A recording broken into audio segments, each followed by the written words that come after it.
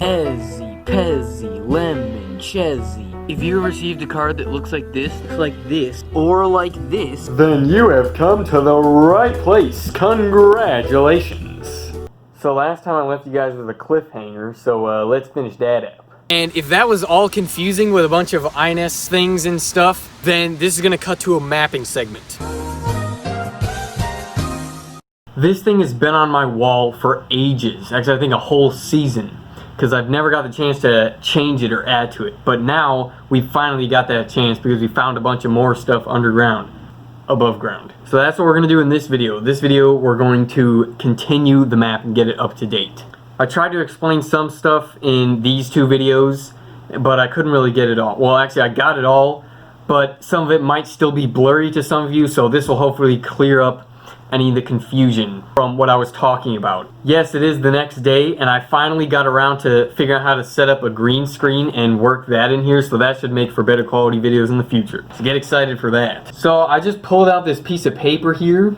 It's like I have some poster board over there that I've been meaning to use. So let's take this thing down.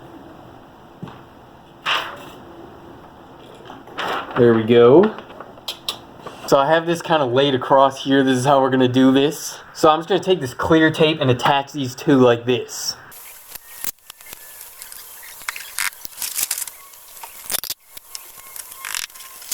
This place is so dusty. Okay, so that should be good. Now we're going to map this way. This is what we're working with. I realized a problem though. That thing is going right off the screen. So we might just have to angle it down. So I just erased that. Now we're just gonna go like straight across. So what do you guys think is a good length? I think it's, if this is INS 2 to INS 3. INS 3 to INS 4 is like there. Man, we're really gonna have to move this actually. I should have done this like halfway over there. Okay.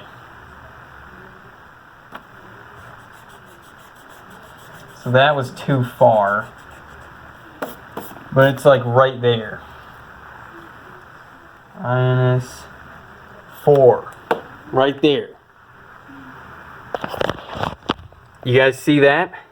And then shortly after is INS 5. And then there's 3 things that come off of there. But then right here is INS 6.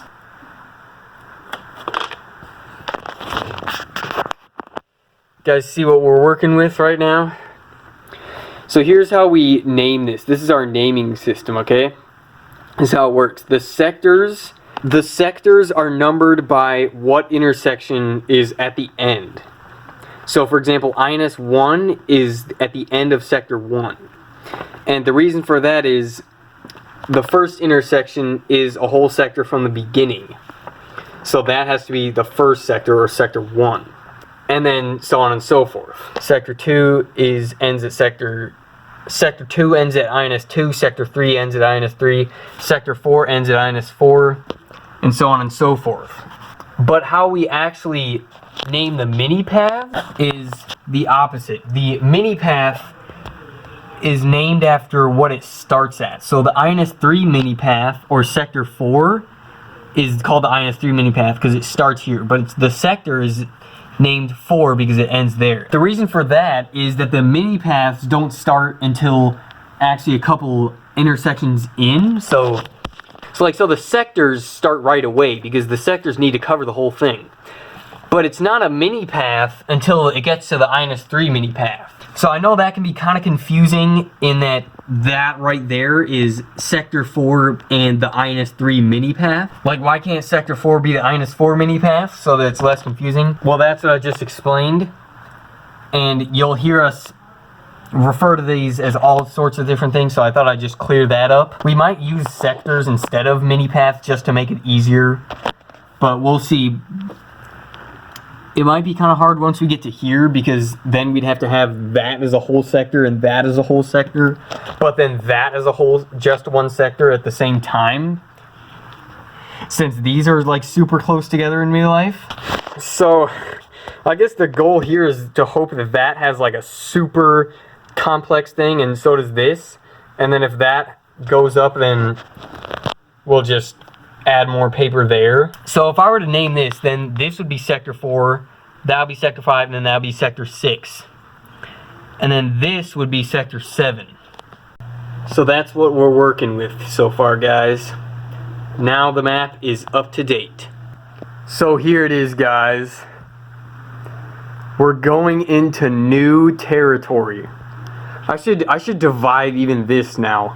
Like you should have, this is like realm 1 or world 1, and this is realm 2.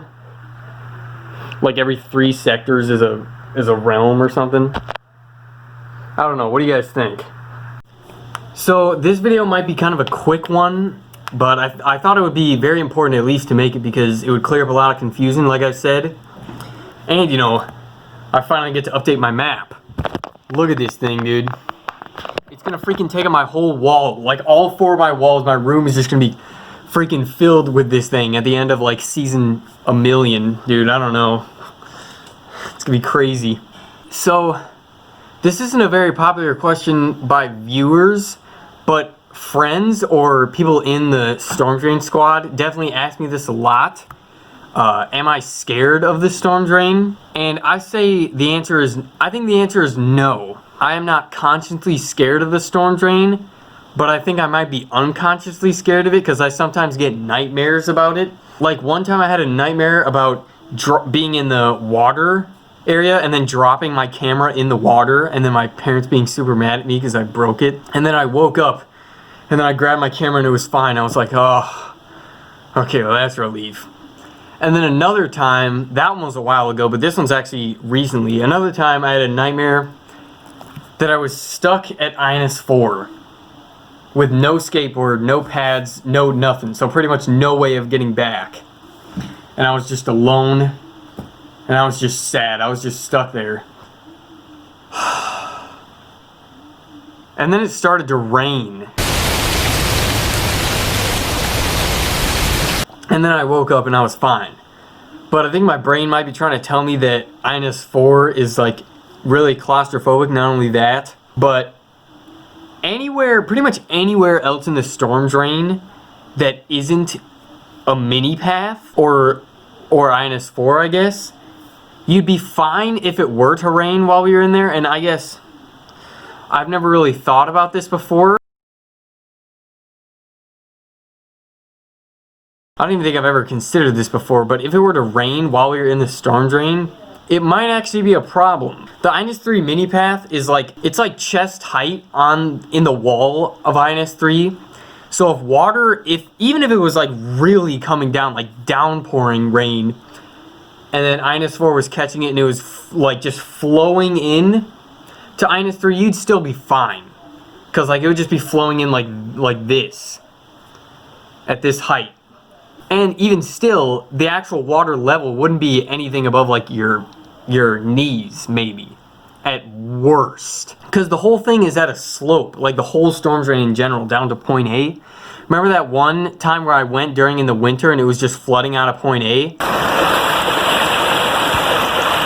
Oh my gosh. That's what would happen. But even though that was like really loud and really gushing water, it wouldn't be that high like in the Storm Drain. I don't even think it's possible to rain so much that it would get all the way up to the top of the INS3 mini path. And even if it did, you'd still be able to just stand up and have the water like at your neck and you'd be fine. That would be pretty scary, but you'd be fine. If you were in the mini path though, that would be different. Especially if I was like halfway between INS3 and INS4. How slow you move in there as well. Oh man, you'd be dead. But in INS4, the dream was about being in INS4, and the reason I couldn't just leave was because I didn't have a skateboard, so I would have to army crawl myself, and I didn't have any pads as well, so it would be super painful. Like I can't even convey how painful it would be, because it was it was the most painful thing that I could ever imagine without pads with a skateboard. So like having some of the weight on wheels cushioned, and then only having the sharp on my elbows and knees to how much force I would need to push myself to actually travel. But if I didn't have a skateboard, I would have to put all of my weight on my elbows and knees. Not only my weight, but the force to push myself to travel. And I wouldn't have the luxury of rolling. I would have to actually physically crawl, which would mean I would maybe scrape my back because I would have to push up farther. So in the dream, I just didn't even consider that an option. And I was just sitting on the ground in -4, just like... And then it started raining, and then I was just like, yeah, this is it. This is how I die. I'm gonna drown in a freaking sewer. Storm drain, but whatever. That would be impossible because even in the mini path, if it was like really coming down, the mini path, I can only imagine the mini path would ever be like 70%, 80% full maybe. So even if I had to like, you know, worst comes to worst, I would just roll over on my back and then I would just roll on my back and then get air with like a couple inches. But I'd still be fine. I would just wait there until it blows over.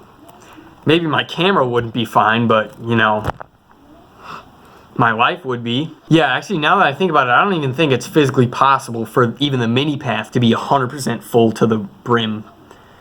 Because it would be constantly flowing out into -3 and then through the rest of the drain and out point A. Oh my gosh.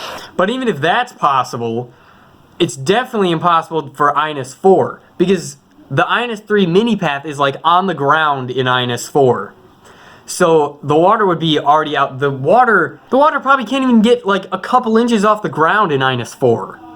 Even though it's coming through the grate on the top, it's right there. It's not actually flowing in. It probably can't even stay in. But if it was raining like everywhere in the area, then it would also go in the grate at -6 and -5 and probably come in that one in the side. So I'd have a one that was higher up on the wall in -4 coming down on me, but I'd still be fine because that would only be like a small, well, not really a small stream, but just like it probably wouldn't be subtle, but it definitely wouldn't actually be any threat to my oxygen, is what I'm saying. It would just get my clothes super soaked because they'd be like submerged, but like above my waist, above my stomach and above would be fine. But it was a dream, so the water was like freaking insane. So I think from point A to -3, that whole like realm 1, I'm not scared of anything in there. I can just go back and forth. Oh yeah, ladder 2, ladder 1, whatever. Delta, sector 1.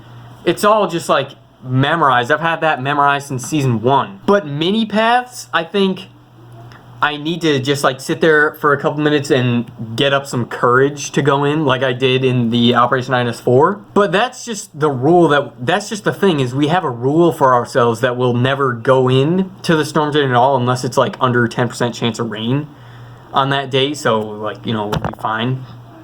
So don't worry about us, guys. We're fine. We're watching out for ourselves here. So yeah, I just thought I'd share this with you guys. I've had a couple nightmares of dropping my camera in sector 2 and one nightmare about being stuck at -4 and then it started raining on me, and then right as the water was like right here, then I woke up and it was like 3 a.m. in real life.